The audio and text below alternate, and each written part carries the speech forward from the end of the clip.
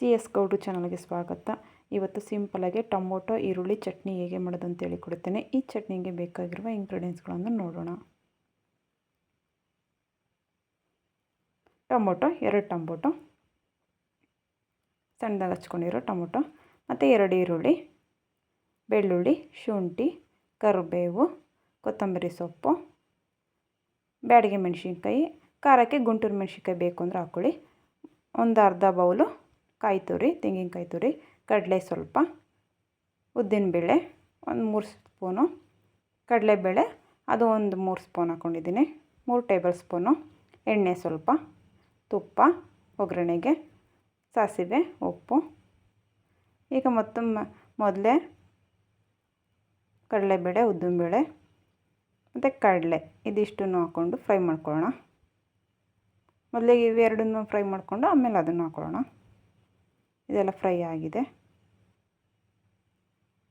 ಕಡಲೆ ಮತ್ತು ಬ್ಯಾಡಗಿ ಮೆಣಸಿನ್ಕಾಯಿ, ಖಾರ ನೋಡ್ಕೊಂಡು ನೀವು ಗುಂಟೂರು ಮೆಣಸಿನ್ಕಾಯಿ ಕೂಡ ಹಾಕ್ಕೊಳ್ಬೋದು.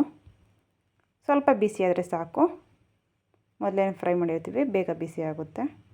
ಇದನ್ನು ಒಂದು ಜಾರ್ಗೆ ಹಾಕೊಂಡು ಸ್ವಲ್ಪ ಒಂದು ರೌಂಡು ಪೌಡ್ರ್ ಮಾಡ್ಕೊಳ್ಳೋಣ.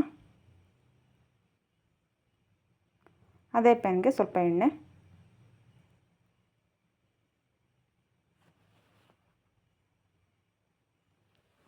ಬಿಸಿಯಾಗಿದೆ. ಈರುಳ್ಳಿ ಹಾಕ್ಕೊಳ್ಳೋಣ. 2 ಮೀಡಿಯಮ್ ಸೈಜ್ದು ಈರುಳ್ಳಿ. ಚಟ್ನಿ ಜಾಸ್ತಿ ಬೇಕು ಅಂದರೆ ಇನ್ನೊಂದು ಸ್ವಲ್ಪ ಇಂಗ್ರೀಡಿಯೆಂಟ್ಸ್ಗಳೆಲ್ಲ ಜಾಸ್ತಿ ಮಾಡ್ಕೊಳ್ಳಿ. 1 ಗೆಡ್ಡೆ ಬೆಳ್ಳುಳ್ಳಿ, ಸ್ವಲ್ಪ ಶುಂಠಿ. ಇದಿಷ್ಟು ಸ್ವಲ್ಪ ಸಾಫ್ಟ್ ಆಗೋವರೆಗೂ ಫ್ರೈ ಮಾಡ್ಕೊಳ್ಳೋಣ.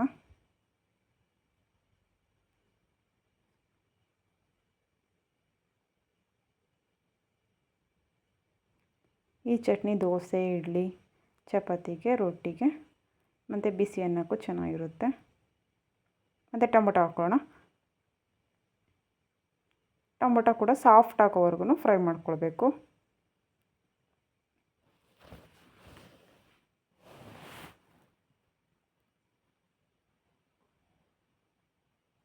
ಟೊಮೊಟೊ ಕೂಡ ಎಲ್ಲ ಸಾಫ್ಟ್ ಆಗಿದೆ. ಕೊತ್ತಂಬರಿ ಸೊಪ್ಪು, ಅದ್ರ ಜೊತೆನೇನೆ ಇದು ಕೂಡ ಸಾಫ್ಟ್ ಆಗುತ್ತೆ. ಬಿಸಿ ಇರುತ್ತಲ್ಲ, ಸ್ಟವ್ ಆಫ್ ಮಾಡಿಕೊಂಡು ಕೂಡ ಇದನ್ನು ಫ್ರೈ ಮಾಡ್ಕೊಳ್ಬೋದು. ಕೊತ್ತಂಬರಿ ಸೊಪ್ಪು ಕೂಡ ಸಾಫ್ಟ್ ಆಗಿದೆ.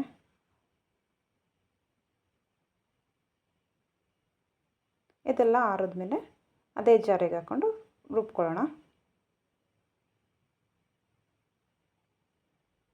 ಮತ್ತು ಈ ಕಡಲೆಬೇಳೆ, ಉದ್ದಿನಬೇಳೆ, ಬ್ಯಾಡಗಿ ಮೆಣಸಿಗೆಲ್ಲ ಫ್ರೈ ಮಾಡಿದ್ವಲ್ಲ ಅದನ್ನು ಹಾಕ್ಕೊಂಡು ಪೌಡ್ರ್ ಮಾಡ್ಕೊಂಡಿದ್ದೀವಿ ಒಂದು ರೌಂಡು. ಈಗ ನಾವು ಫ್ರೈ ಮಾಡ್ಕೊಂಡಿದ್ವಲ್ಲ ಅದೆಲ್ಲ ಆರಿದೆ. ಅದನ್ನು ಕೂಡ ಹಾಕ್ಕೊಂಡು ಫ್ರೈ ಮಾಡ್ಕೊಳ್ಳೋಣ, ರುಬ್ಕೊಳ್ಳೋಣ. ಅದೆಲ್ಲ ಆರಾಕ್ಬಿಟ್ಟು ಒಂದು ಸ್ವಲ್ಪ ತೆಂಗಿನಕಾಯಿ ಕೂಡ ಬಿಸಿ ಮಾಡ್ಕೊಳ್ಬೇಕು. ಸ್ವಲ್ಪ ಕೈ ಬಿಸಿ ಆದರೆ ಸಾಕು, ಮುಟ್ಟಿದ್ರೆ ಬಿಸಿ ಆಗಬೇಕು, ಅಷ್ಟು ಫ್ರೈ ಮಾಡಿಕೊಂಡ್ರೆ ಸಾಕು.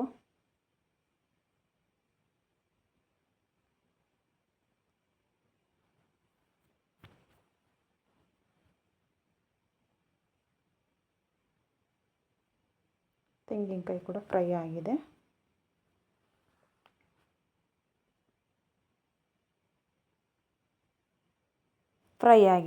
ಸ್ವಲ್ಪ ಆರಿದ್ಮೇಲೆ ಅದೇ ಜಾರ್ಗೆ ಹಾಕ್ಕೊಂಡು ಈರುಳ್ಳಿ, ಟೊಮೊಟೊ ಎಲ್ಲನೂ ಫ್ರೈ ಮಾಡ್ಕೊಂಡಿಲ್ಲ, ಅದೇ ಜಾರ್ಗೆ ಹಾಕ್ಕೊಂಡು ಇದನ್ನು ರುಬ್ಕೊಳ್ಳೋಣ.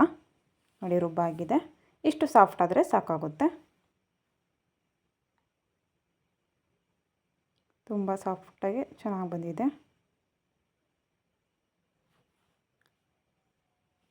ಈಗ ರುಚಿ ಹಾಕ್ಕೊಳ್ಳೋಣ. ಉಪ್ಪು ಹಾಕೋದ್ಮೇಲೆ ಇನ್ನೊಂದು ರೌಂಡ್ ರುಬ್ಕೊಳ್ಳೋಣ. ಜೊತೆಲೇ ಹಾಕ್ಕೊಳ್ಬೋದಾಗಿತ್ತು, ನಾನು ಮರ್ತ್ಕೊಂಡಿದ್ದೆ. ಈಗ ಹಾಕ್ಬಿಟ್ಟು ಇನ್ನೊಂದು ರೌಂಡ್ ರುಬ್ಕೊಂಡಿದ್ದೀನಿ. ಒಂದು ಬೌಲ್ಗೆ ಹಾಕ್ಕೊಂಡಿದ್ದೀನಿ. ಈಗ ಒಗ್ಗರಣೆ ಮಾಡ್ಕೊಳ್ಳೋಣ. ಒಗ್ಗರಣೆ ಪ್ಯಾನ್ಗೆ ಸ್ವಲ್ಪ ತುಪ್ಪ ಎಣ್ಣೆ ಯಾವುದಾದ್ರೂ ಹಾಕ್ಕೊಳ್ಬೋದು.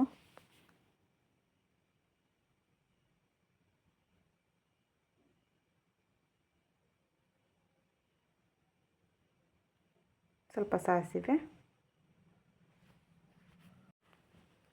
ಸಿಡಿತಾ ಇದೆ.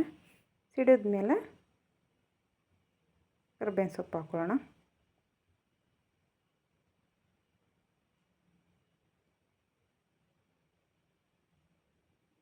ಈಗ ನಾವು ರುಬ್ಕೊಂಡಿದ್ವಲ್ಲ ಚಟ್ನಿ ಅದಕ್ಕೆ ಒಗ್ಗರಣೆ ಹಾಕೋಣ. ಈ ರೆಸಿಪಿ ನಿಮಗೆ ಇಷ್ಟ ಆಗಿದೆ ಶೇರ್ ಮಾಡಿ, ಲೈಕ್ ಮಾಡಿ, ಸಬ್ಸ್ಕ್ರೈಬ್ ಮಾಡಿ. Thank you friends.